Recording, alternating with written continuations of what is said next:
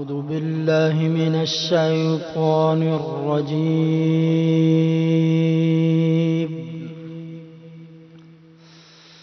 بسم الله الرحمن الرحيم.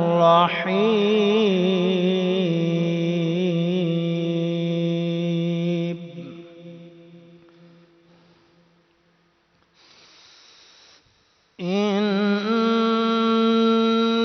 للمتقين مفازا حدائق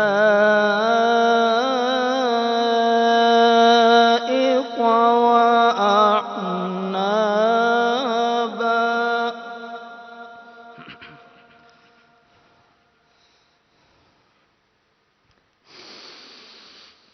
إن للمتقين مفازا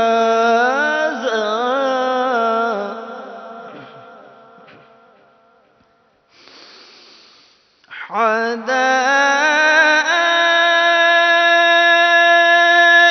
وأعنابا وكواعب أترابا.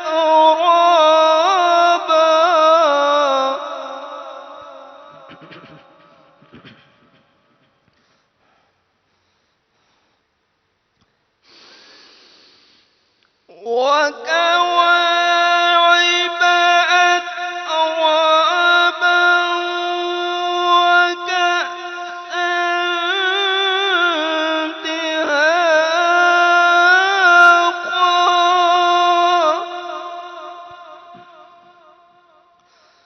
لا يسمعون فيها لغوا ولا كذابا.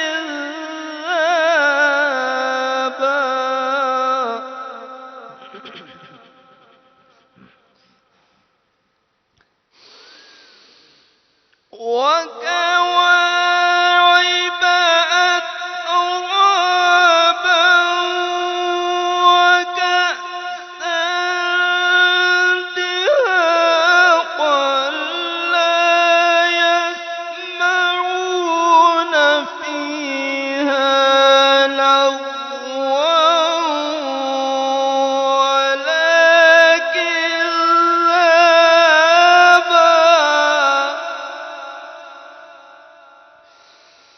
جزاء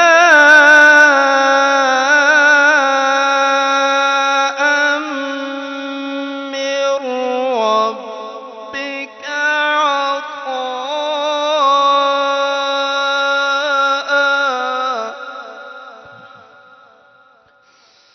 جزاء من ربك عطاء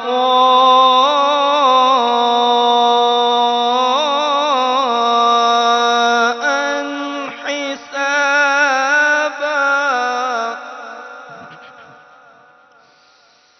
رب السماوات والأرض وما بينهما الرحمن لا يملكون منه خطابا. صدق الله العظيم.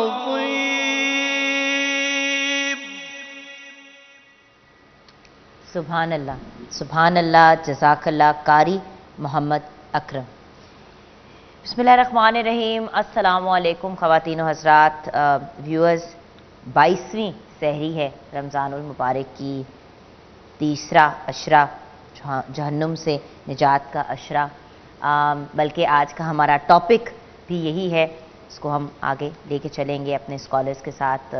ہمارے ٹیچرز، ہمارے مینٹورز وہ ہمیں گائیڈ بھی کریں گے، اور تیسرے عشرے کی فضیلت پہ بات کریں گے، اور زیادہ سے زیادہ اس عشرے میں کیسے ہم اپنے آپ کو پازیٹیوٹی کی طرف لے کے جا سکتے ہیں۔ اور یہ عشرہ نبی پاک صلی اللہ علیہ وآلہ وسلم کا سب سے فیوریٹ یا پسندیدہ اشرا کیوں تھا؟ یہ سب باتیں ہم آج کریں گے، لیکن آگے بڑھتے ہوئے آپ کے میرے ہم سب کے فیوریٹ ایک ایسی پرسنالٹی جو اس پروگرام کا حصہ ہیں، اور یہ جو سیگمنٹ اب ہم شروع کرنے جا رہے ہیں ہے ہی ان کا، اس میں میں ایک طرح سے گیسٹ ہوتی ہوں اور ایکچولی میزبان جو ہیں وہ میرے بہت ہی پیارے بھائی ہوتے ہیں۔ میں بات کر رہی ہوں پیر سید محمد مقدس کاظمی المشہدی کی، a brilliant story teller, and رب تعالیٰ نے اتنی خوبصورت آواز سے نوازا ہے اور اس آواز کا استعمال بھی بالکل صحیح کرتے ہیں کلام پیش کر کے۔ آداب، السلام علیکم۔ جی وعلیکم السلام، جی ہیں آپ۔ تمام حمد و ثنا ہے اس رب ذوالجلال کے نام کی جو بڑا رحمان اور رحیم ہے۔ یہیں پہ اتفاق کرتے ہوئے آخری اشرے کی بات، تو وہ بھی بالکل ایسی بات کہنے جا رہا ہوں جس میں یہ سمجھیے کہ علماء اسی کے گرد گھومیں گے اور یہی بات ہوگی، لیکن ایک ایسی بات ہوگی کہ جو شاید آپ کو بھی تقریباً ایک عرصہ ہو گیا ہے یہ پروگرام کرتے ہوئے، لیکن اس طرف کبھی کسی کی نظر نہیں گئی۔ وہ بھی میں بتاؤں گا کہ وہ کس بات، آخری اشرے پہ کس بات پہ کبھی نظر نہیں گئی۔ پہلی بات، آخری اشرا جو ہے وہ 5 طاق راتیں لے کے آ رہا ہے۔ دوسری بات، آخری اشرا جہنم کی آگ سے نجات کا اشرا ہے۔ یہ میں نے ساری باتیں آپ کو پروگرام شروع کرنے سے پہلے کہی تھی، اب آپ میری باتیں ریپیٹ کریں، میں بھی سارے ویورز کو بتا دیتی ہوں۔ اچھا چلے، کچھ نہیں، جو میں بتاؤں گا نا آخر میں وہ آپ نے نہیں بتایا۔ میرے 2 دن کی ریسرچ ساری کی ساری 3 لائنوں میں بتا دی میرے بھائی نے، میں بیٹھ کے نوٹ کر رہی تھی۔ ٹھیک ہے مقدس بھائی، کر لیں آپ بھائی، آپ کر سکتے ہیں۔ چلیں، یہ تو آپ نے نہیں بتایا نا کہ جو اتقاف ہے، آج ایک نیا میں نام دے رہا ہوں اس اتقاف، وہ نیا نام ہے دھرنے کا، جو ہمارے لوگ جس سے مانوس ہیں، جس سے بہت زبردست وابستگی ہے ہر پارٹی کی، اور یہ اتقاف حقیقت میں ایک دھرنا ہے جو رب کی بارگاہ میں دینا ہوتا ہے۔ یہ کیسی بات سوچ رہی ہیں آپ؟ اعتکاف میں نے کہا تھا، دھرنے والی بات میں نے نہیں کہی تھی، یہ آپ کی اپنی سائنس ہے۔ اپنی ہے، ہاں، سائنس نہیں ہے، حقیقت ہے کہ خدا کی بارگاہ میں دھرنا دے کے میں جب تک میرے ٹیچرز اور میرے مینٹورز، ہمارے اسکالرز اس بات کو تصدیق نہیں کریں گے، میں نے آپ کی اس بات کو سیریسلی لینا۔ چلیں، آپ سیریس نہ لیں۔ اور تیسری بات ہے کہ اس میں لیلۃ القدر ہے، بے شک اور ایسی رات جو کہ 1000 مہینے سے بھی زیادہ جو ہے اس کی اہمیت ہے، تقریباً 83 ایئرز اینڈ 4 منتھ بنتے ہیں یہ تقریباً۔ تو یہ دیکھیے کہ اگر ایک رات عبادت کریں گے، سمجھے آپ کو تقریباً 83 ایئرز کا جو آپ کو ثواب ملے گا، بلکہ اس سے بھی زیادہ کہا گیا، اس سے بھی زیادہ 1000 مہینوں سے بھی زیادہ افضلیت ہے اس کی۔ اچھا، اب آخر میں وہ جو میں نے بات کہی کہ آج تک آپ بھی اتنا پروگرام کر چکی ہیں، لیکن یہ بات آج تک میں نے کم از کم نہیں سنی، اگر میرے بعد آنے والے کہیں کہ آج تک انہوں نے اس پہ بات کی ہے تو شاید کی ہو، لیکن آج تک میں نے نہیں سنی۔ وہ یہ ہے لیلۃ الجائزہ کے بارے میں آج تک کسی نے، میں نے نہیں کم از کم سنی۔ اور یہ کیا ہے لیلۃ الجائزہ؟ یہ بھی تصدیق کر لیجیے گا۔ سیلف ریفلیکشن، ہاں، کہ خدا کی ذات جو ہے یہ چاند رات کو جو نا انعامات کی جو بارش ہوتی ہے، جائزہ لیا جاتا ہے کہ میرے بندے نے کیا کیا کیا ہے، پھر اس کے بعد انعامات کی جو بارش ہوتی ہے وہ لیلۃ الجائزہ میں ہوتی ہے۔ لیلۃ الجائزہ کی اسی لیے کسی نے کیوں نہیں بات کی، کیونکہ چاند رات آ جاتی ہے، لوگ اپنی باقی دیگر ایکٹیویٹیز میں مصروف ہو جاتے ہیں، نہ ٹرانسمیشنز میں۔ آپ کو پتہ ہے اس دن صرف یہ بات ہو رہی ہوتی ہے لاسٹ ڈے ٹرانسمیشن کی زیادہ تر، کہ عید کی کیا تیاریاں ہیں، اب آپ کیا کریں گے، آپ کیا نہیں کریں گے۔ آپ نے جو اتنے دن، آپ دنیا کا جائزہ لے رہی ہوتی ہیں، آپ 29-30 دن جو آپ نے اتنی محنت کی بات ہے، بالکل، یہ سیلیبریشن کا مہینہ ہے، عبادت کا مہینہ ہے، محبتیں بانٹنے کا مہینہ ہے، اجتماعی اور ادروائز عبادات کا مہینہ ہے، تو یہ جو اتنی آپ نے محنت کی ہے اس کا جائزہ تو لے لیں۔ کیا بات کی آپ نے مقدس بھائی؟ اور یہ میں سمجھتا ہوں کہ اس دفعہ میں چاہوں گا کہ اس چینل پہ جو ہے لیلۃ الجائزہ کی بات ہو، اور ہمیں پتہ چلے کہ ہم نے جو کچھ کیا ہے بھائی وہاں پہ اس کی ہلچل ہوتی ہے خدا کے حضور، فرشتوں سے پوچھا جاتا ہے، پھر انعامات کی بارش ہوتی ہے۔ ذرا سوچئے کہ یہ کیسی رات ہوگی انشاءاللہ۔ تو میں چونکہ نعت کا سفر لے کے چل رہا ہوں، اور یہ بھی میں نے صرف ہیڈ لائنز آپ کو بتائی، اور یقین کیجئے جن ہستیوں کا میں ذکر کر رہا ہوں ہر ہستی ایک انفرادیت رکھتی ہے، یعنی ہر جو پھول کی اپنی خوشبو ہے، بالکل اس میں جیسے میں نے شروع کرنا ہے آپ نے اشارہ کر دینا کہ ہو گیا وقت جو ہے نا وقفے کا، لیکن حضرت حافظ، میں نکلنے لگا تھا ایران کے شہر شیراز سے، لیکن حضرت شیرازی کے ساتھ نا، سعدی شیرازی رحمۃ اللہ علیہ کے ساتھ یہ ہستی پڑی ہے جس کا نام حافظ شیرازی ہیں، اور جن کا جو ہے ایک بہت عظیم القدر یہ شخصیت ہے، بلکہ جب میں ان کی ربائی پڑھوں گا تو ان کو آپ کو پتہ چل جائے گا کہ یہ کون سی ہستی ہے جن کی اتنی معروف جو نا وہ ربائی بھی ہے، اور جن کو قوال بھی پڑھ رہے ہیں، ثنا خان بھی پڑھ رہے ہیں، لیکن ان کی شخصیت کے بارے میں فقط اتنا کہنا چاہ رہا تھا۔ میں اصل میں یہاں سے نا نکل کے ابو علی قلندر رحمۃ اللہ علیہ کی طرف آنا چاہ رہا تھا، وہ بھی ایک ثنا خان تھے، لیکن حافظ شیرازی جن کی پیدائش جو ہے وہ 1300 میں ہوئی اور 1390 میں آپ کا وصال ہوا، یعنی 90 سال تقریباً ان کی زندگی رہی، اور یہ فارسی جیسی زبان بہت وسیع جو نا وسعت رکھتی ہے یہ فارسی، لیکن اس کے باوجود آج تک ان جیسا شاعر، غزل شاعر کوئی بھی نہیں آیا، اور بطور خاص ان کا دیوان حافظ اتنا معروف تھا۔ آپ کو ایک حیران کر دینے والی بات کروں کہ جس طرح ہم استخارہ لیتے ہیں نا قرآن سے، جو آج تو میرے خیال میں اس طرف لوگوں کی توجہ جو ہے بہت کم ہے، اسی طرح دیوان حافظ سے استخارے کے طور پہ اس کو استعمال کیا جاتا تھا، فال جسے کہتی ہیں۔ اور ایک واقعہ صرف منسوب کر کے میں آگے بڑھنا چاہوں، چونکہ مجھے یقین ہے مجھے لوگ کہتے ہیں جی جب دلچسپی بڑھتی ہے آپ واقعے کو تبدیل کر دیتے ہیں اور آپ آگے چلتے ہیں، کیا کریں کہ وقت کی نزاکت پیش نظر ہے۔ اور یہ وہ ہستی ہے یورپ میں اگر غزل کا جو سمجھے کہ لوگوں کو کانسیپٹ ملا نا تو وہ اسی شخصیت کی وجہ سے ملا، اور اس میں بہت بڑے فلاسفر اور شاعر ہیں گوئٹے، انہوں نے اس کا ترجمہ کیا، گوئٹے انسٹیٹیوٹ والے گوئٹے، اوکے جی ہاں، انہوں نے ان کا ترجمہ کیا، اور وہ ان کو اپنے یعنی وہ کیا کہ سینس میں جیسے ہم مرشد کہتے ہیں وہ مرشد مانتے تھے ان کو۔ اچھا ایک بات جو میں کر کے آگے بڑھنا چاہ رہا ہوں، اچھا میری تحقیق میں بہت کچھ ہے، بہت کچھ کہنا چاہتا ہوں لیکن اختصار کروں، حضرت اقبال رومی کو اپنا مرشد مانتے تھے اور ان کے اوپر تنقید کرتے تھے۔ اچھا کرٹیسزم ادھر تھا، اور تنقید بھی ایسی کہ کہنے والے کہتے ہیں کہ حضرت یہ دیوان حافظ جو نا وہ ہر وقت ان کے جو نا وہ تکیے کے نیچے بھی ہوتا تھا۔ کرٹیک بھی اسی کی جاتی ہے نا، ایکچوئل کرٹیک تو وہی ہوتی ہے جس سے آپ امپریسڈ ہو۔ ہاں بہرحال میں بہت آگے جلد بڑھنے جا رہا ہوں۔ دیوان حافظ کا استخارے کی میں بات کر رہا ہوں، بس اسی سے میں ریلیٹڈ بس پھر آگے بڑھوں گا۔ میرا جی چاہتا ہے کہ میں ایک ایک دن میں جتنے اب ہمارے دیکھیں اعلیٰ حضرت جیسی شخصیت موجود ہے نعت خانوں میں، پھر حضرت اقبال جیسی موجود ہے، میں چاہتا ہوں کہ سمیٹ لوں جلدی ذرا۔ ایک دفعہ کیا ہوا کہ اورنگزیب عالمگیر کی جو نا انگوٹھی وہ گم جاتی ہے اور وہ بڑا پریشان ہوتا ہے، ظاہر ہے سارے حکومت کے کام ہی جو مور والی انگوٹھی ہوتی ہے اسی پہ جو ہے وہ چلتے تھے۔ کیا ہوا کہ وہ گم جاتی ہے تو اب وہ سوچتا ہے کہ بڑا پریشان ہے، اب وہ کنیز کو کہتا ہے کہ چراغ لے کے آؤ، دیوان حافظ نکالتا ہے، اس کو کھولتا ہے اور 7 صفحے پلٹتا ہے۔ یہ آج کے دور کے نہ کم ہی پتہ، میں وہ نام نہیں لینا چاہتا کہ کن کو نہیں پتا، جبکہ یہ لازم و ملزوم ہوا کرتا تھا کہ استخارہ ہر فقر اور فقیر کے گھر میں ایسی چیزیں، یہ فال نکالنا یا ضرورت ہوتی تھی نا، لوگ آتے ہیں اور پوچھتے ہیں۔ 7 صفحے پلٹے اور اس کے بعد ایک جو وہ کیا کہتے ہیں کہ ایک جملہ نکلا 7 صفحوں کے بعد،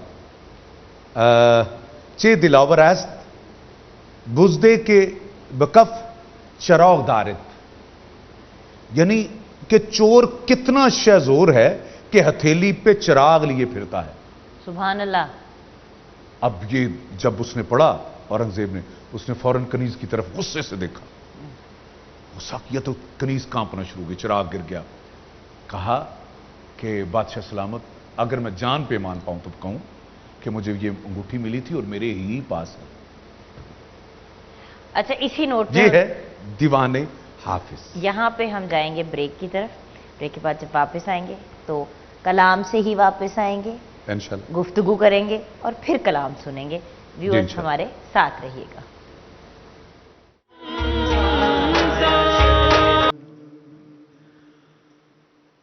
या साहिब जमाल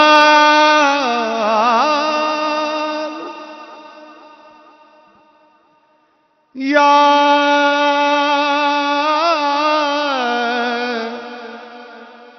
सैयदुल बशर या साहिब जमाल जमाल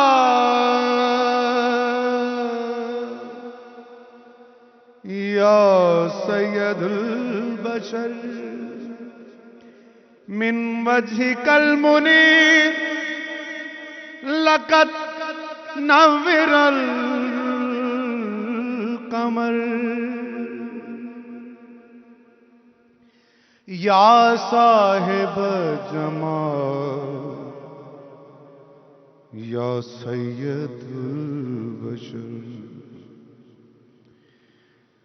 या सैयदुल बशर या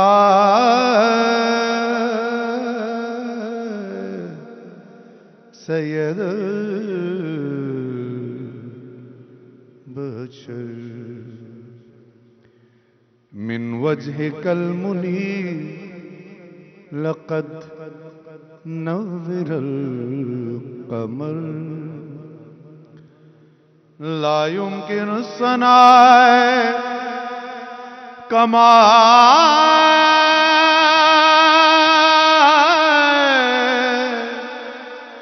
कमा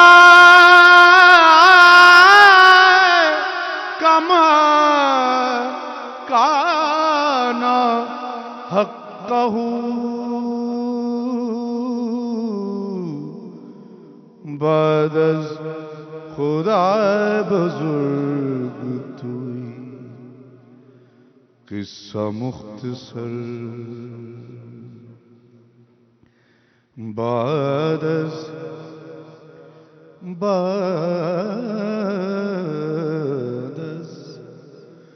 खुदा खुदा खुदा खुदा बुजुर्ग तुई किस्सा मुख्तसर किस्सा बात ही खत्म कर दी बाद अज़ खुदा बुजुर्ग तू किस्सा मुख्तसर। हजरत हाफिज शिराज़। क्या बात चूंकि है। वक्त की निज़ाकत है, मैं चाहता हूं कि एक प्रोग्राम में अब जितना हो सके हम ज़्यादा से ज़्यादा जो है बढ़ें। और एक ऐसी शख्सियत का मैं अब जिक्र करने जा रहा हूं जिनका नाम हजरत शेख शरफुद्दीन बू अली कलंदर, जिनको बू अली कलंदर के नाम से लोग जानते हैं। आपके वालिद शेख फखरुद्दीन इराक से हिजरत करके हिंदुस्तान आए और सूबा हरियाणा के शहर पानीपत, पानीपत एक बहुत तारीखी जगह है जहां पे जंगों का भी बड़ा जिक्र होता है, बाकी भी यहां कयाम पजीर हुए और आपकी पैदाइश जो है 1208 ईस्वी में है। और हजरत शेख शरफुद्दीन का सिलसिला नसब, ये बात बहुत कम की जाती है इनके हवाले से कि हजरत अबू हनीफा से जाके मिलता है। इमाम अबू हनीफा जिनके पूरी दुनिया में सबसे ज्यादा जो है वो मुकल्लदीन मौजूद हैं। इमाम अबू हनीफा, आपने बचपन ही से कुरान को हिफ्ज़ किया, फिर मुख्तलिफ उलूम में जो है वो तालीम हासिल की। 20 साल तक आप खुतबात देते रहे और ये बचपन से ही बच्चों से एक अलग चीज थे ایک الگ ہونا نا کہ بچوں میں ایک بچہ بڑا ٹیلنٹڈ بچہ ہوتا ہے، ایک الگ سی چیز ہوتا ہے، بالکل. تو یہ ان میں سے تھے.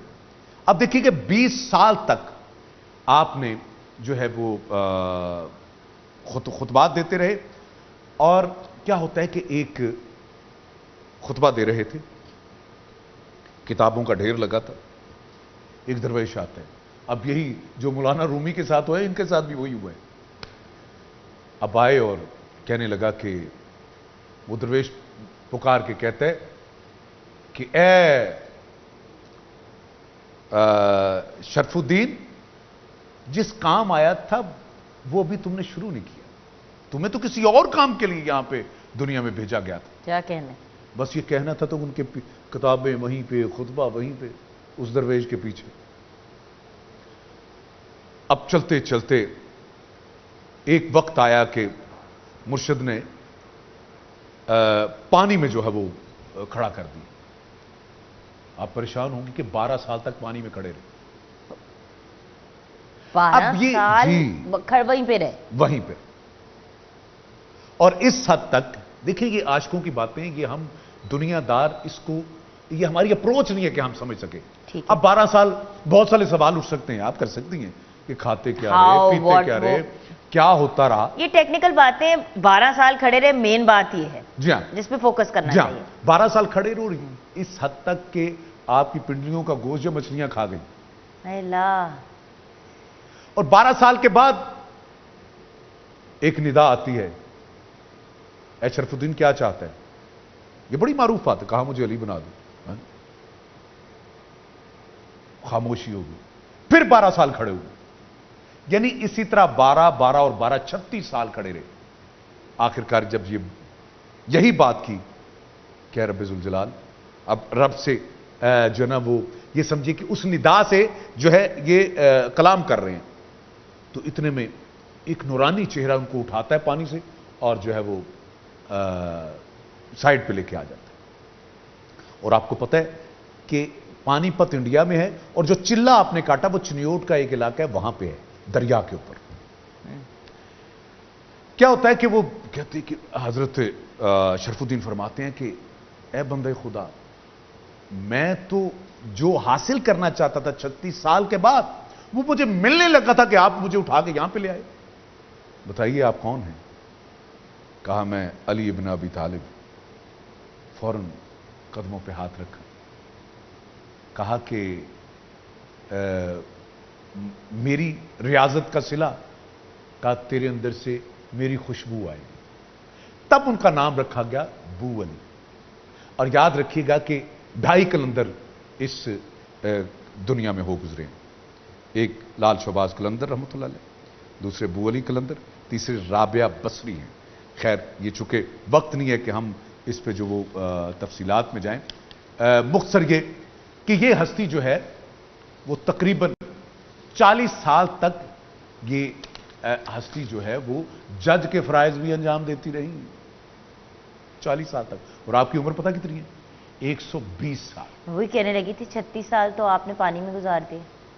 120 سال آپ کی عمر ہے.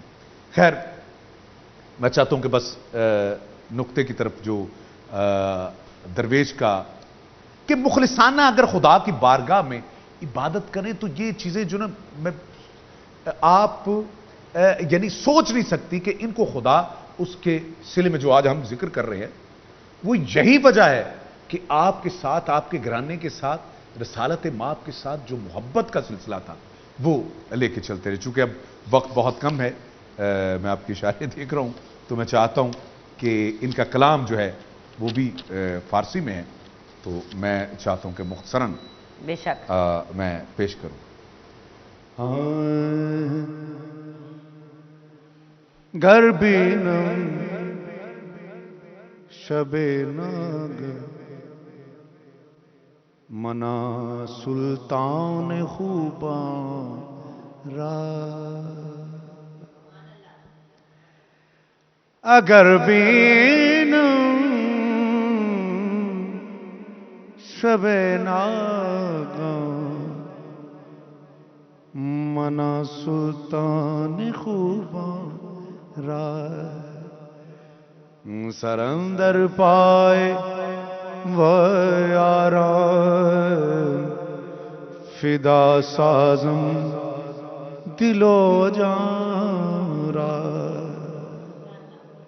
ترجمہ: اگر کسی رات میں شہنشاہ محمد کو دیکھوں تو اپنا سر قدموں میں رکھ کر اپنی جان اور اپنا دل آپ پہ قربان کر دوں۔ اگر بھی نہ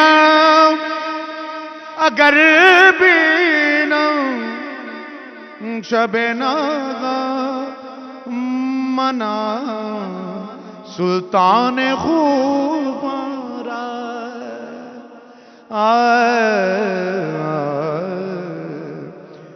بے گرد کعبہ کے گردم کے روے یار من کعبہ بے یار من بے یار بے بے بے یار من کعبہ کنم طواف میں خانہ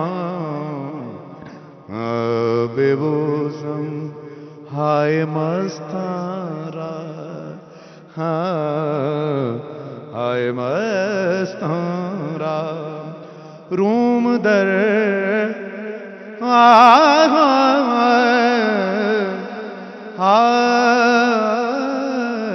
یہ شعر تو ایسا ہے کہ صرف عاشقوں کی نظر کر سکتا ہوں، اور میں آخری شعر پڑھنے جا رہا ہوں، چونکہ کچھ ایسے کلام ہوتے ہیں جو ہر ایک کے لیے کہے نہیں جا سکتے، کچھ ایسے اشعار ہوتے ہیں، لیکن یہ آخری شعر جو میں پیش کر رہا ہوں۔ فروزم آتش دل درد دل بے ایزم قبلہ عالم بسوں کے قبلہ سازم بسا کے قبلہ سازم ہمیں ابرو خوباں را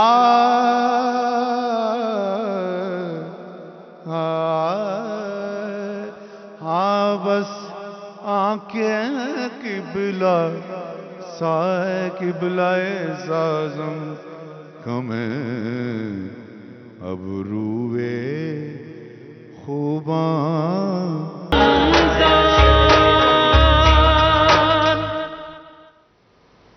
welcome back from the break viewers. Break کے بعد ہمارے مینٹورز، ہمارے ٹیچرز، ہمارے ملک کے معروف ریلیجس اسکالرز نے ہمیں جوائن کیا ہے۔ آئیے انہیں ویلکم کرتے ہیں پروگرام میں پھر سے جوائن کیا ہے ہمارے بہت ہی پیارے بھائی ابو حمزہ مفتی ظفر جبار چشتی نے۔ السلام علیکم بھیا۔ السلام ورحمۃ اللہ۔ آپ کے ساتھ ہمیں جوائن کیا ہے ناؤن اسکالر مولانا محمد افضل حیدری۔ السلام علیکم مولانا صاحب۔ وعلیکم السلام ورحمۃ اللہ۔ اینڈ دین ہمیں جوائن کیا ہے محمد سلیم ہاشمی الحاج نے۔ السلام علیکم جی۔ تو آج کا ٹاپک مولانا صاحب آپ نے سن ہی لیا، ہم نے بات کی تیسرے عشرے کی، اور تیسرے عشرے کی اگر میں یہ کہوں کہ فضیلت کیا ہے تو مجھے پتہ ہے کہ اسی کے اوپر ہمارا پورا پروگرام ختم ہو جائے گا، تو اسی سے ہی بات شروع کرتے ہیں اور پھر آگے ڈفرینٹ نقطوں کے اوپر بات کریں گے۔ اعوذ باللہ من الشیطان الرجیم، بسم اللہ الرحمن الرحیم۔ ماہ مبارک رمضان پورے کا پورا مہینہ ہی برکتوں، رحمتوں، مغفرتوں کا مہینہ ہے۔ اللہ رب العزت کی طرف پرواز کرنے کا مہینہ ہے، اور ظاہر ہے جب اس کے آخری لمحات آئیں گے تو اس کی عظمتیں اس لیے بڑھ جاتی ہیں کہ پورے مہینے کا نتیجہ اس عشرے میں ہمیں ملنا ہے۔ اللہ رب العزت نے قرآن مجید میں روزے کے واجب ہونے کا جو فلسفہ بیان فرمایا کہ یا ایھا الذین آمنوا کتب علیکم الصیام کما کتب علی الذین من قبلکم لعلکم تتقون، اس لیے فرض کیے گئے روزے تاکہ تم تقوی اختیار کرو، متقی بن جاؤ۔ وہ جو پہلے عشرے میں پہلا عشرہ جو رحمت کا عشرہ تھا، دوسرا مغفرت کا عشرہ تھا، ان دونوں کے تسلسل میں اب ہم وہ نتیجہ حاصل کرنا چاہتے ہیں، ماہ رمضان کے روزے رکھ کے، اس میں عبادتیں کر کے، رات کے قیام، دن کے صیام سے، تلاوت قرآن سے، اپنے رب سے باتیں کر کے، اپنے خالق کو، یا میں اسے سادہ لفظ میں یوں بیان کروں کہ ہم روٹھے ہوئے رب کو، جو اپنی غلطیوں سے، اپنے گناہوں سے، اپنی گستاخیوں سے، اپنے مہربان رب کو ناراض کر بیٹھے تھے، اگر ہم منانے میں کامیاب ہو گئے ہیں تو وہ نتیجہ ہمیں اس عشرے میں ملنا ہے جسے جہنم سے نجات کا عشرہ کہتے ہیں۔ صحیح۔ اللہ رب العزت نے قرآن میں انسان کی کامیابی کا معیار بھی اسے بیان کیا ہے۔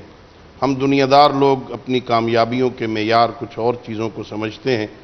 اللہ نے قرآن میں فرمایا من زحزح عن النار وادخل الجنت فقد فاز، جسے جہنم سے بچا لیا گیا اور جنت میں داخل کر دیا گیا وہ کامیاب ہے۔ جب تک بندہ جہنم سے نہیں لیا جاتا، جہنم سے نہیں بچتا، جہنم سے بچ کے جنت میں داخل نہیں ہو جاتا، اللہ فرماتا ہے ابھی کامیاب نہیں ہوا۔ کامیابی کا معیار جہنم سے بچنا ہے۔ ایک بہت بڑی دعا ہے ہمارے ہاں، دعائے جوشن کبیر کہتے ہیں اس کو۔ 1000 نام ہیں اللہ رب العزت کے، اس میں ذاتی نام بھی، صفاتی نام بھی۔ 1000 نام کے ذریعے سے رب کو پکارا جاتا ہے، اور 1000 نام پکار کے صرف ایک دعا کی جاتی ہے، پروردگار خلصنا من النار یا رب، اے پروردگار ہمیں جہنم سے بچا لے۔ یہ بہت بڑی آرزو ہے۔ بہت بڑے بڑے نیکوکار لوگ، پرہیزگار لوگ، بڑے اولیاء جو گزرے ہیں، ان کے حالات زندگی میں بھی ملتا ہے کہ وہ سجدے میں سر رکھ کے کافی دیر تک اپنے خالق سے صرف ایک دعا مانگتے تھے، پروردگار اللہ الہی اجرنی من النار، اے اللہ مجھے جہنم سے بچا لے، اللہ مجھے جہنم کی آگ سے بچا لے۔ اس آخری عشرے کی عظمت یہ ہے کہ اس میں اللہ رب العزت اپنے گناہگار بندوں کو جہنم سے نجات دیتا ہے۔ سبحان اللہ۔ اس کی ایک عظمت یہ ہے کہ اللہ رب العزت پورے مہینے میں جتنے بندوں کو بخشا ہوتا ہے، پورے مہینے میں جو بخشش کا مہینہ ہے، جہنم کے دروازے بند ہیں، جنت کے دروازے کھلے ہیں۔ ہمارے رہبر ائمہ کہتے ہیں کہ اللہ سے دعا کرو پروردگار یہ جہنم کا جو دروازہ ہم پہ بند کیا ہے اب اسے ہم پہ نہ کھولنا۔ بند دروازوں کی صورت میں اللہ نے 29 رمضان تک جتنے بندوں کو معاف کیا ہوتا ہے، عید والی ایک رات میں اللہ اس سے ڈبل اپنے بندوں کو جہنم سے آزاد کرتا ہے۔ ماشاءاللہ، یہ ماشاءاللہ۔ بہت بڑا فضیلت والا عشرہ ہے، ہمیں اس کی تاکراتوں سے بہتر استفادہ کرنا چاہیے۔ بالکل صحیح۔ مفتی صاحب اسی بات کو آگے لے جاتے ہوئے بسم اللہ الرحمن الرحیم، میں اسی بات کو آگے بڑھاؤں گا۔ رمضان المبارک کی ایک ایک گھڑی رحمت بری، برکتوں والی ہے، لیکن یہ 3 عشرے اللہ کے رسول نے کیوں بنائے؟ پہلا رحمت، دوسرا بخشش، تیسرا جہنم سے آزادی۔ علماء کہتے ہیں، سوری مفتی صاحب یہاں پہ ایک سوال جلدی سے پوچھ لوں، آپ ایکسپلین تو کرنے لگے ہی ہیں۔ اگر آخری جہنم سے نجات کا عشرہ ہے تو بچکانہ سوال ہے، لیکن کیونکہ میں نے کچھ لوگوں کے ساتھ شیئر کیا کہ ہم یہ بات کرنے جا رہے ہیں تو انہوں نے کہا تو پھر آخری 10 روزے نہ رکھ لیں۔ دیکھیں مین آبجیکٹو تو ہر انسان کا سب سے پہلے تو یہ ہے نا کہ یا اللہ تعالیٰ جہنم کی آگ سے بچا دے، اس کے بعد باقی سب چیزیں آتی ہیں جو ہائیسٹ لیول ہے اللہ تعالیٰ کے قریب ہونے کا، اس میں تو پھر باقی ساری آ جاتی ہے نا کہ اللہ تعالیٰ کی رحمت بھی حاصل کرے، مغفرت بھی حاصل۔ تو 3 عشروں میں ڈیوائیڈ کر کے یہ نہیں ہوا کہ لوگوں نے سوچا کہ بھئی یہ 10 دن ہی اگر ہم عبادت کر لیں تو ہم بچیں گے، اور ليلۃ القدر اگر مل گیا تو پھر 1000 مہینوں سے زیادہ ہمیں عبادت کا وہ بینیفٹ مل جائے گا۔ بچوں والا سوال ہے، بٹ میں عرض کروں کہ میں اسی طرف جا رہا تھا کہ 3 عشرے ڈیوائیڈ کیوں کیے، یہ ہمیں سمجھنا چاہیے۔ علماء فرماتے ہیں کہ جس نے رحمت پہلے عشرے میں اللہ کی نہیں پائی وہ بخشش کبھی بھی نہیں پا سکے گا۔ یہ پودا ہے جو پہلے عشرے میں اس نے لگایا ہے، اور جس نے بخشش دوسرے عشرے میں اپنے لیے مقدر کر لی تو پھر اللہ تعالیٰ فرماتا ہے آؤ اب محنت اپنی زیادہ کر لو، کیا بات ہے. میں تمہیں اب جو تمہاری کامیابی ہے، جو تمہاری منزل ہے، میں اس کی طرف تمہیں لے کے آؤں. وہ منزل کیا ہے؟ جب کہ تو نے میری رحمت کو پا لیا، میری بخشش کو پا لیا، اب میں تمہیں جہنم کی آزادی کا پروانہ بھی دیتا. سبحان اللہ. ٹھیک ہے، اوکے. تو step by step build up ہے یہ نہیں کہ کوئی بندہ یہ کہے کہ میں نے رحمت کو بھی نہیں پایا اور میں نے بخشش کو بھی نہیں پایا اور پھر میں جا کے جہنم سے آزادی کا پروانہ لے لوں. ایسا نہیں ہے. ایسا نہیں ہے. ایسا بالکل نہیں ہے. جس نے پودا ہی نہیں لگایا، اس نے پانی نہیں دیا، وہ پھل کیسے کھائے گا؟ کیا کہنے، کیا ٹھیک کہنے، ہے. کیا کہنے. دوسری بات، نبی رحمت صلی اللہ تعالی علیہ وآلہ وسلم کے بارے میں آتا ہے کہ آپ اس آخری عشرہ میں اور زیادہ محنت فرماتے تھے، بے شک. چونکہ وہ معصوم ہیں. ہمیں بتایا گیا کہ یہ چند دن جو رہ گئے ہیں، چند دنوں کا مہمان ہے یہ مہینہ. اب ہی اپنے مالک کو راضی کر لو. اب ہی اپنے مالک کو خلوت میں بیٹھ کر کے ندامت کے آنسو بہا کر کے اسے راضی کر لو. وہ راضی ہو جائے گا. سبحان اللہ. وہ راضی ہو جائے گا. نبی پاک صلی اللہ تعالی علیہ وآلہ وسلم نے فرمایا اس عشرہ میں تاک راتوں کو تلاش جاگو، لیلۃ القدر کو پاؤ، حاصل کرو لیلۃ القدر کو. اور یہ عمل خود کر کے دکھایا نبی رحمت صلی اللہ علیہ وسلم نے. اعتکاف کی صورت میں خود کیا اور اپنی امت کو بتایا کہ بھئی یہ عمل کرو گے تو تمہیں تاک رات مل جائے گی. بالکل صحیح. اچھا، یہاں پہ ہم کلام سن کے بریک کی طرف جائیں گے، لیکن ویورز اسی چیز کی طرف میں بھی چاہ رہی تھی کہ ہم آئیں کہ اعتکاف میں تو کہتے ہیں کہ ہم رب تعالیٰ کے مہمان بن جاتے ہیں. تو یہ مہینہ چند دنوں کا مہمان رہ گیا اور ان چند دنوں میں ہمیں رب تعالیٰ کا مہمان بننے کا موقع ملتا ہے. کتنی بڑی بات ہے ویورز. اور سوچیں کہ 365 ڈیز میں سے 5 دن تاک راتوں میں آپ عبادت کریں تو آپ لیلۃ القدر کو بھی پا سکتے ہیں. تو یہ سوچنے کی باتیں ہیں اور پھر سوچ کے امپلیمنٹ کرنے والی بھی. صرف وہ جو کہتے ہیں نا سوچ کی حد تک نہیں، فزیکلی امپلیمنٹ کرنا بھی ضروری ہے. تھیوری ہی رہتی ہے جب تک اس کی پریکٹیکل امپلیمنٹیشن نہیں آتی. ہم کلام سنتے ہوئے بریک کی طرف جائیں گے. جی بھیا. نسیمہ جانب بطحا گزر کن،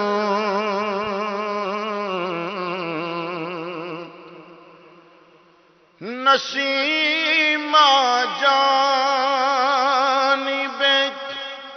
بطحا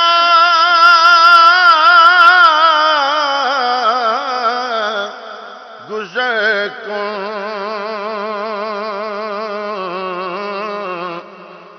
ز احوالم محمد را خبر کن. ببری جان مشتاقم دراں جا فدائے روضائے خیر البشر کن، فدائے روضائے خیر البشر کن. مریضم یا رسول اللہ، مریضم علاج درد دل ہے چارگر کن علاج درد دل ہے چارگر کن توئی سلطان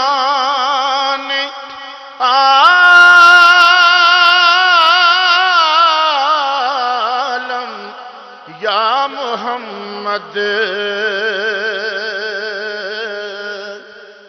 توئی سلطان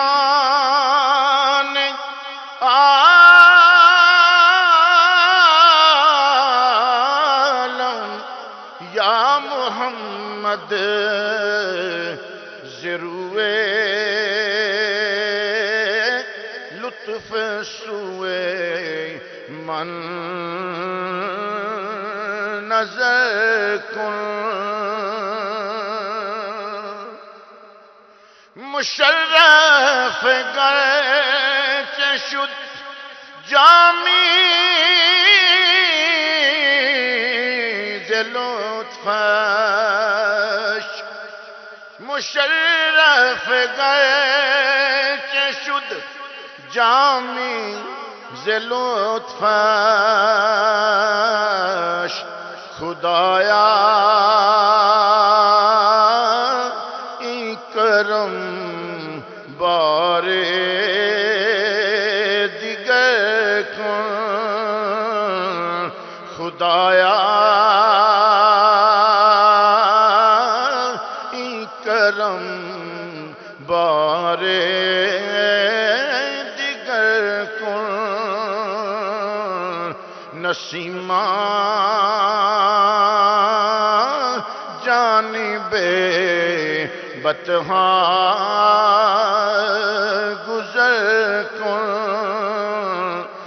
ز احوالم محمد را خبر کن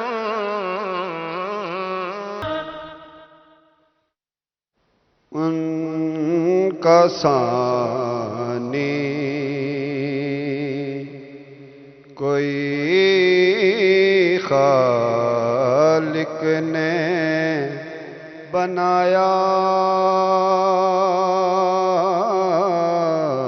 ہی نہیں ایسا بے مثل بنایا ہے کہ سایہ ہی نہیں ان کا ثانی آج پھر طالب و مطلوب میں باتیں ہوں گی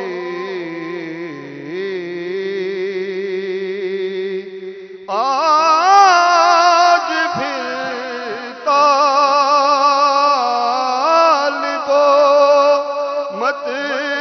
مطلوب میں باتیں ہوں گی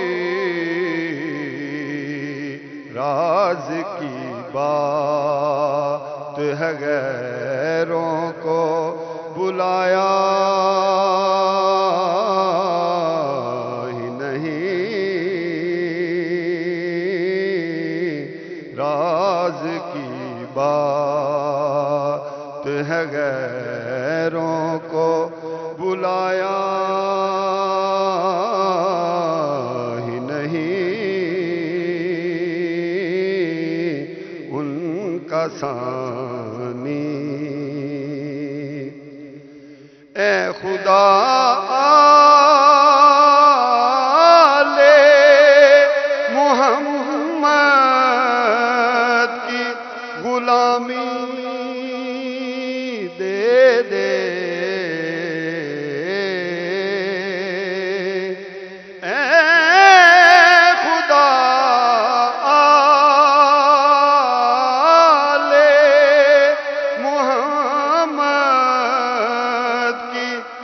غلامی دے دے، ان کی الفت کے بنا اپنا گزارا ہی نہیں، ان کی الفت کے بنا اپنا گزارا ہی نہیں، ان کا ثانی جب نبی عرش پہ پہنچے تو ملائک بولے، جب نبی عرش پہ پہنچے تو ملائک بولے، یہ شرف پہلے کسی اور نے پایا ہی نہیں، ان کا ثانی ہم کسی اور کو کیوں آل کا ہم سر سمجھے،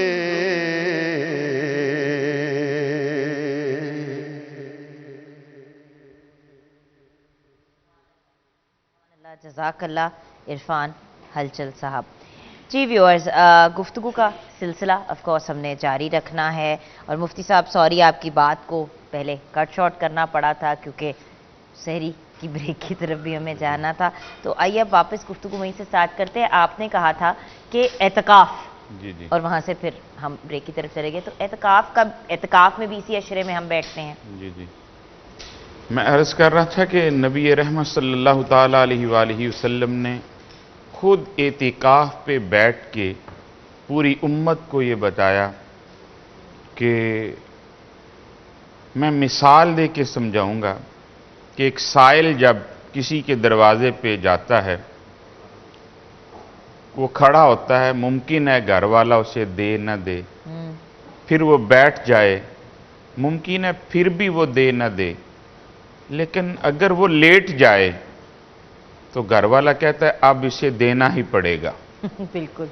تو یہ اعتکاف پہ بیٹھنے والے وہ خوش نصیب جو چنے ہوئے لوگ ہیں، جن کو اللہ نے اپنا مہمان بنایا اس مہینے میں، وہ یقیناً اس کے گھر میں جب پالتی مار کے بیٹھتے ہیں نا، تو وہ شہنشاہ جس کا کوئی ثانی نہیں ہے، وہ بادشاہ جس کا کوئی ثانی نہیں ہے، پھر وہ انہیں خالی نہیں لٹاتا، بے شک۔ پھر وہ شب قدر کی عظمتوں کو بھی پاتے ہیں، پھر مالک سے بخشش کا پروانہ بھی ملتا ہے، پھر نار جہنم سے آزادی بھی وہ حاصل کرتے ہیں، اور اس سے بڑھ کر کے لیلۃ الجائزہ میں وہ میرے مالک کے مقرب بندے بھی بن جاتے ہیں، پھر عید والے دن وہ اپنا انعام بھی پاتے ہیں۔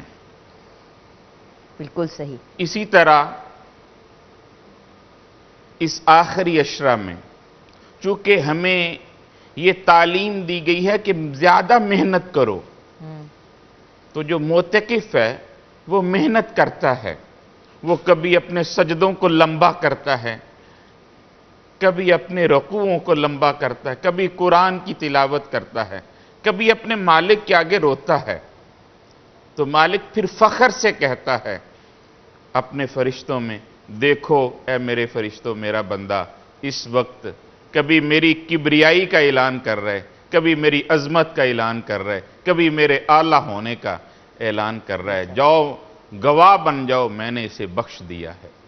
لیکن مفتی صاحب یہاں پہ بریک کی طرف جائیں گے، بریک کے بعد جب واپس آئیں گے تو مولانا صاحب آپ سے بات پھر شروع کریں گے، اور چاہوں گی کہ آپ دونوں اس جو نیکسٹ جو ہمارا کویشچن ہے اس کے اندر حصہ ڈالیں کہ آخری عشرہ جو ہے اس میں عبادات کیا کرنی چاہیے. اگر اعتکاف میں بیٹھے ہیں تو کوئی ایسی اسپیسیفک چیزیں جو ہمیں کرنی چاہیے. دیکھیں محنت تو ہر انسان کوشش کرتا ہے کہ زندگی میں کرے، لیکن صحیح محنت، the right effort in the right direction. تھوڑا سا ہمیں یہ گائیڈ کریں کہ اب کیونکہ اس عشرے میں ابھی وقت باقی ہے، صرف 22واں روزہ ہے، تو کیا کیا چیزیں ہیں جو ہم کر سکتے ہیں، کون سی عبادات، کون سی ہماری ایکٹیویٹیز. جو اعتکاف میں بیٹھے ہیں وہ کیا کر سکتے ہیں. اگر کوئی اعتکاف میں نہیں بیٹھ سکتا تو جو طاق راتوں کو ڈھونڈنا ہے، مطلب طاق راتوں میں ليلۃ القدر کو ڈھونڈنا ہے، تو ان میں کیا عبادات، یہ ساری گائیڈنس لیں گے. بریک کے بعد ویورز آپ ہمارے ساتھ رہیے گا.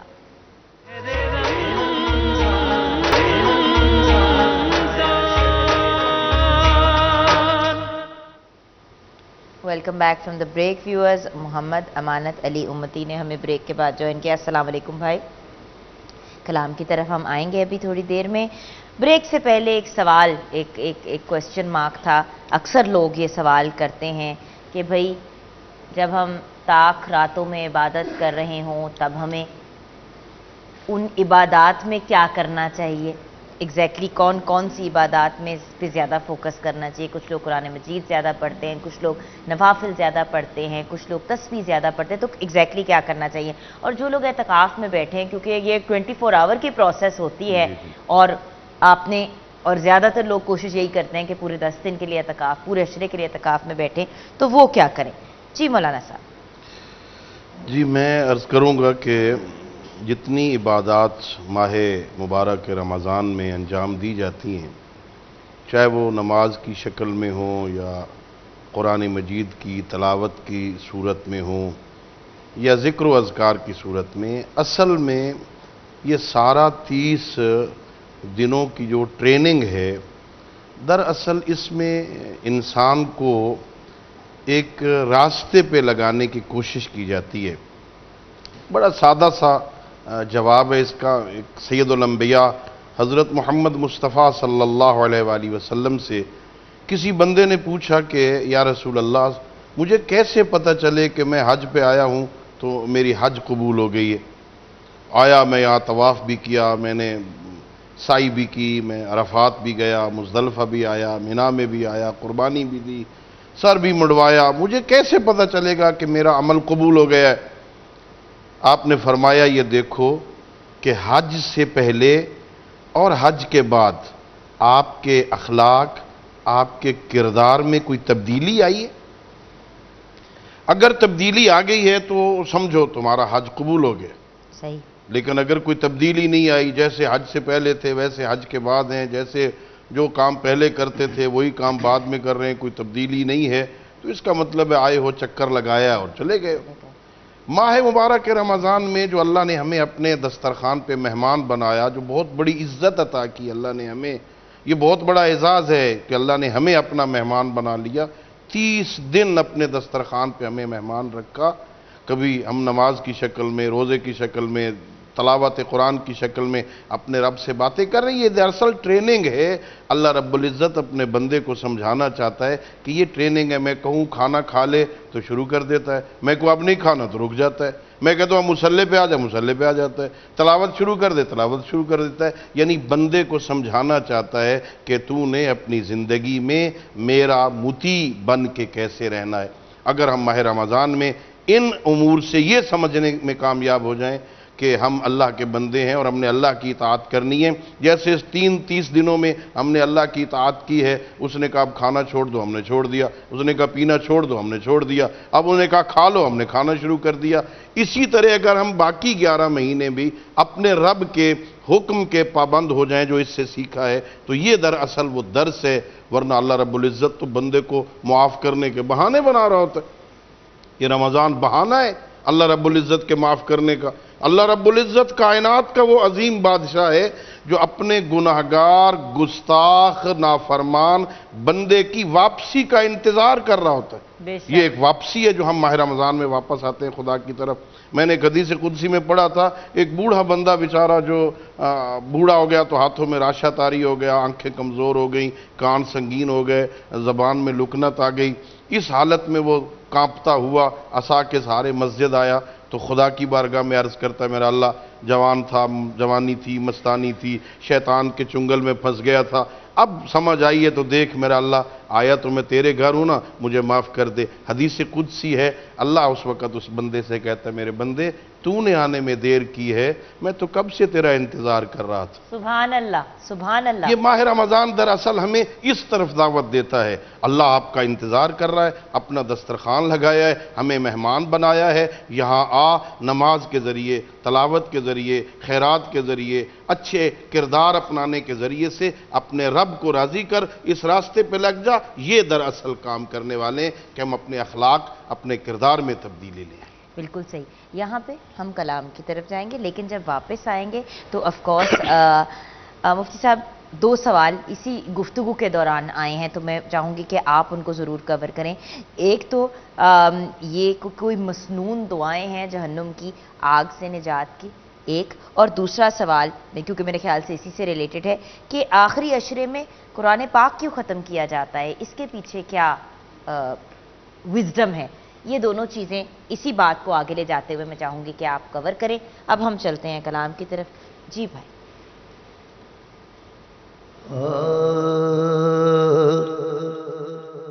اعلیٰ نبیوں سے تیری شان مدینے والے، اعلیٰ نبیوں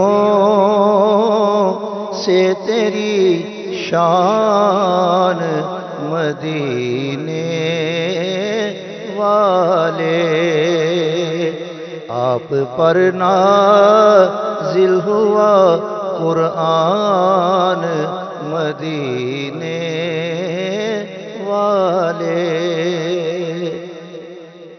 آپ کی ذات پر کیوں نہ میں درود پڑھوں، آپ کی ذات پر کیوں نہ میں درود پڑھوں،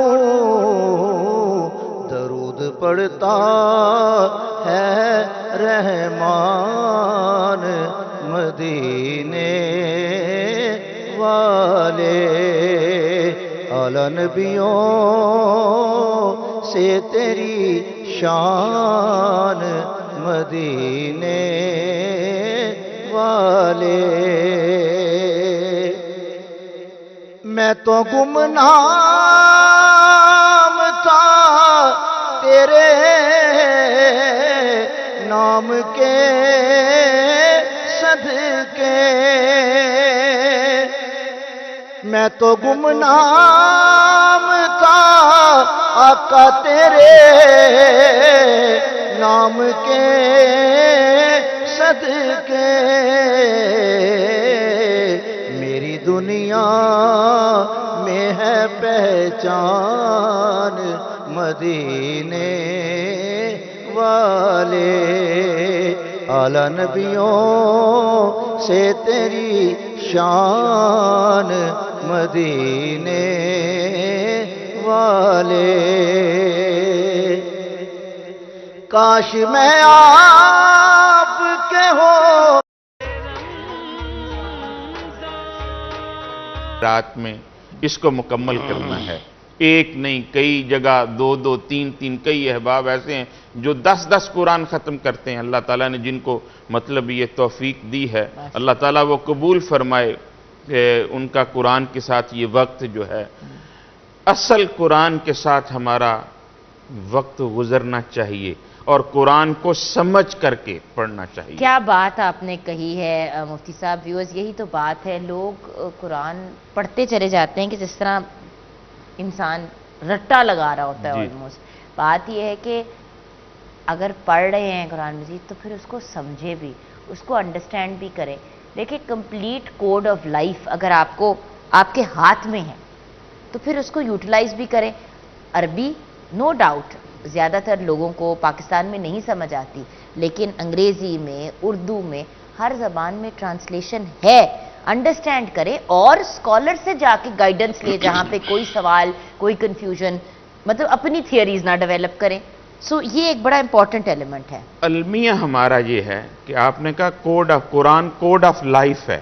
المیہ ہمارا یہ ہے, ہم نے قرآن سے زندگی نہیں لی, ہم نے قرآن سے موت والا معاملہ لیا ہے. ایک بندے کی جان نہیں نکل رہی تو ہم سے ایک بڑا جو ہوتا ہے گھر میں وہ کہتا ہے اس کے پاس سورہ یاسین پڑھو اس کی جان نکل جائے گی. یہ تو زندگی دینے والی کتاب ہے. کیا بات ہے, یہ زندگی دیتی ہے. جس طرح اسلام کے بارے میں کہا جاتا ہے اسلام ایک مکمل ضابطہ حیات ہے, اسی طرح یہ قرآن بھی زندگی دیتا ہے. ہم نے زندگی نہیں لی اس سے, اور اللہ کرے ہم قرآن سے زندگی لیں. تو اصل چیز یہ قرآن جب ہمیں زندگی عطا کرے گا تو تبھی دنیا بھی بہتر ہوگی, تبھی آخرت بھی بہتر ہوگی. بالکل صحیح, کیا بات. تھینک یو سو مچ مفتی صاحب. جی مولانا صاحب آج کی گفتگو کو اگر سمیٹتے ہیں. میں انہی کی اس بات کو آگے بڑھاتے ہوئے عرض کروں گا, ہمارے ہاں بدقسمتی سے ہم نے قرآن کو مردوں کے ساتھ خاص کر دیا. ہمارے ہاں یہ تصور بن گیا ہے کہ بس اصال ثواب کے لیے قرآن پڑھا جاتا ہے. اگرچہ اصال ثواب ہوتا ہے, اس میں کوئی شک نہیں ہے, لیکن اللہ قرآن میں فرماتا ہے کہ یہ قرآن تو بندوں کی ہدایت کے لیے آتا ہے. ان القرآن یہدی للتی ہے یا اقوام. یا فرمایا بسم اللہ الرحمن الرحیم الف لام میم ذالک الکتاب لا ریب فیہ ھدی للمتقین. یہ تو ہادی بن کے آیا تھا, بندوں کی ہدایت کرنے آیا تھا. ہم نے اس سے وہ ہدایت نہیں لی, ہم نے دوسرے آسان پہلو لے لیے. اور اللہ رب العزت دراصل بندے کو ان تمام اعمال میں جو ہم نے اب تک اس عرصے میں بیان کیے ہیں اپنی طرف متوجہ کرنا چاہتا ہے. انسان فطری طور پر لالچی انسان ہے, انسان منفعت کو دیکھتا ہے. ماہ مبارک رمضان میں ختم قرآن کا جو ثواب ہے وہ بھی اسی وجہ سے بیان کیا گیا, چونکہ یہ انسان اس کوشش میں ہے زیادہ سے زیادہ نیکیاں سمیٹ لوں. اللہ رب العزت نے اس قرآن کی عظمت کے حوالے سے ماہ رمضان میں فرمایا جو بندہ ایک لفظ قرآن کا پڑھتا ہے اللہ ختم قرآن کا ثواب عطا کرتا ہے. اور جب پورا قرآن پڑھ لے گا تو ظاہر اندازہ لگاؤ اس سے انسان کو کتنا اجر ملے گا. اس وجہ سے انسان کو متوجہ کیا گیا کہ اس ماہ رمضان میں ختم قرآن کر تاکہ زیادہ سے زیادہ نیکیاں سمیٹ سکے. ہماری کوشش یہ ہونی چاہیے کہ ہم اس ماہ مبارک رمضان میں یہ ساری نیکیاں سمیٹ کے نا حقیقی عید منا سکیں.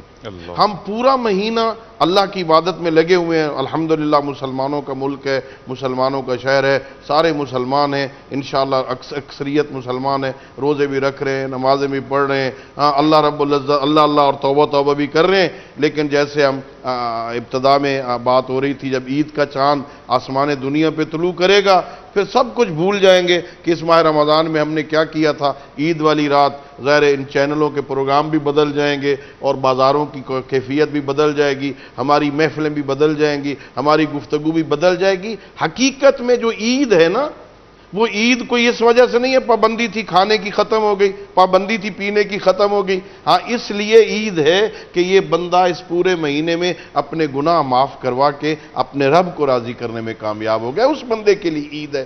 اور جس نے کچھ نہیں کیا ہے وہ عید اس کے لیے نہیں ہے. عید صرف حضرت امیر المومنین علی ابن ابی طالب فرماتے ہر بندے کے لیے ہر وہ دن عید ہے جس دن اللہ کی نافرمانی نہیں کی. اگر ہم ماہ رمضان میں اللہ کو راضی کرنے میں کامیاب ہو گئے تو عید ہے, وگرنہ عید نہیں ہے. بالکل صحیح.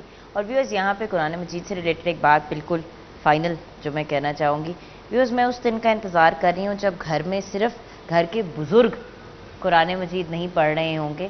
جیسے آپ نے موت سے کہا تو بہت زیادہ قرآن مجید کو بزرگی کے ساتھ بھی کیا جاتا ہے کہ جب انسان ریٹائر ہو جاتا ہے اور مطلب وہ جو کہتے ہیں نا 65 70 پلس کی ایج کی طرف جانا شروع ہو جاتا ہے تو پھر ایک دم سے قرآن مجید اور نماز کی باقاعدگی اور یہ ان سب چیزوں کی طرف رجحان ہوتا ہے. میں اس سے ان کا انتظار کر رہی ہوں جب ٹین ایجر سے لے کے گھر کے بزرگ سارے قرآن مجید پڑھیں گے اور ان کے کمروں کے اندر قرآن مجید ہوگا پریزنٹ. بیکاز ہوتا یہ ہے کہ قرآن مجید جو گھر کا ہوتا ہے، جو سب سے زیادہ پڑھا جاتا ہے، وہ ہمیشہ نانو، دادو، وہ جو کہتے ہیں نا گھر کے جو سب سے بڑے ہوتے ہیں ان کے پاس ہوتا ہے.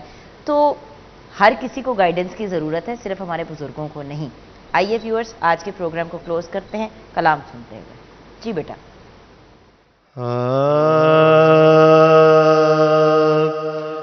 ایک میں ہی نہیں ان پہ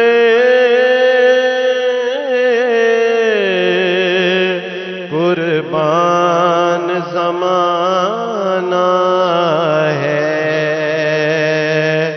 ایک میں ہی نہیں ان پہ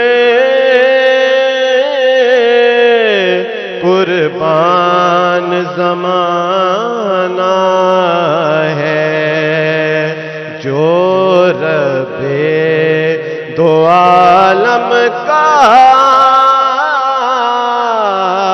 محبوب یگانہ ہے. آؤ درے زہرا پہ